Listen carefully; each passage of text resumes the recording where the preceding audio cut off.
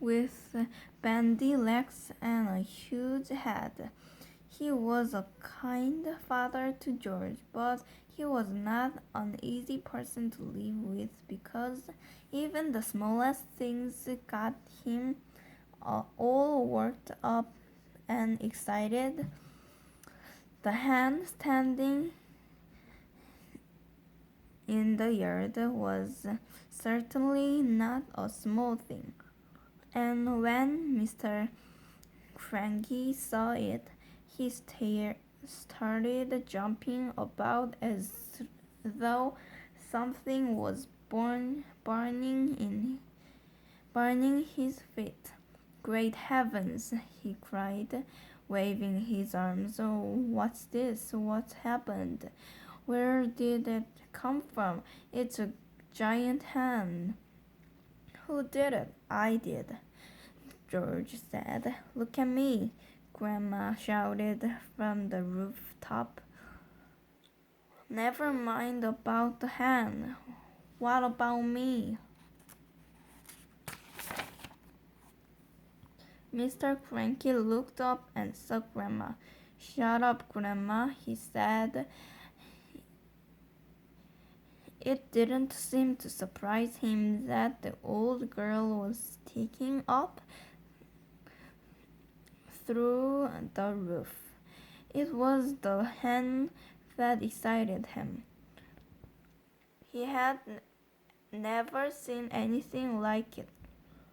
But hen, who had? It's fantastic, Mr. Cranky shouted, dancing around and around.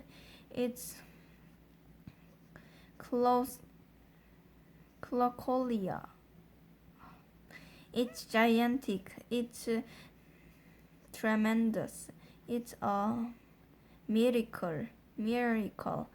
How did you do it, George? George started telling his father about the magic medicine while he was doing this. The big brown hen sat down in the middle of the yard and went clock, clock, clock, clock, clock, clock, clock. Everyone stared at it.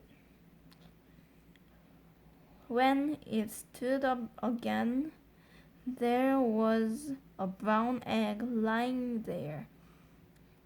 The egg was the size of a football.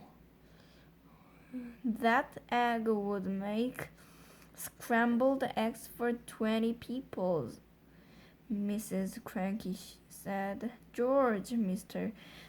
Cranky shouted, how much of this medicine have you got? Lots, George said.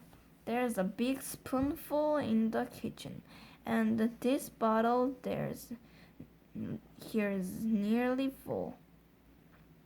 Come with me, Mr. Cranky yelled, grabbing George by the arm.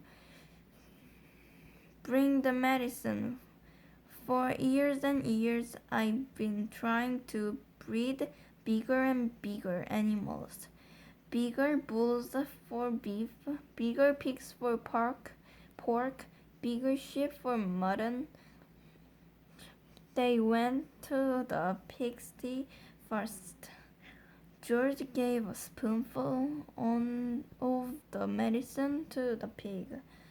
The pig blew smoke from its nose and jumped about all over the place. Then it grew and grew.